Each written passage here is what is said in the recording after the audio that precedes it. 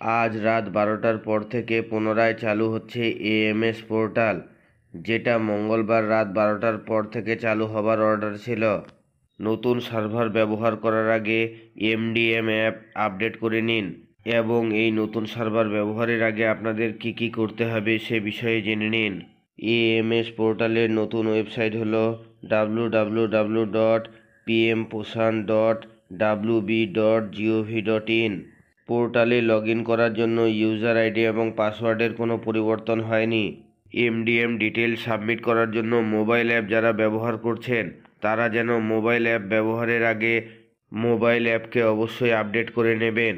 Update করার পর যদি অ্যাপ ওপেন না হয় সেক্ষেত্রে আনইনস্টল করে আবার ইনস্টল করে নেবেন।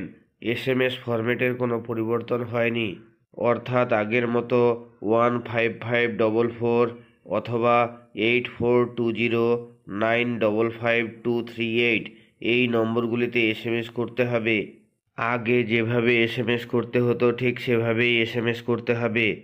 যে দিনগুলিতে পোর্টাল স্থগিত রাখা হয়েছিল সেই দিনগুলির জন্য ব্যাকলগ ডাটা এন্ট্রি অবশ্যই 2024 সালের 31শে জুলাইয়ের মধ্যে সম্পন্ন করতে হবে। যে কোনো আপডেট আসলে আমি আপনাদের শেয়ার করি। ভালো লাগলে লাইক দেবেন, শেয়ার করবেন। আর আপনি যদি আমার চ্যানেলে প্রথমবার আসেন তাহলে এই ধরনের ভিডিওগুলি পাওয়ার জন্য চ্যানেলটিকে অবশ্যই সাবস্ক্রাইব করবেন এবং পাশে থাকা বেল চিহ্নটি টিপে নোটিফিকেশন অল করে দেবেন।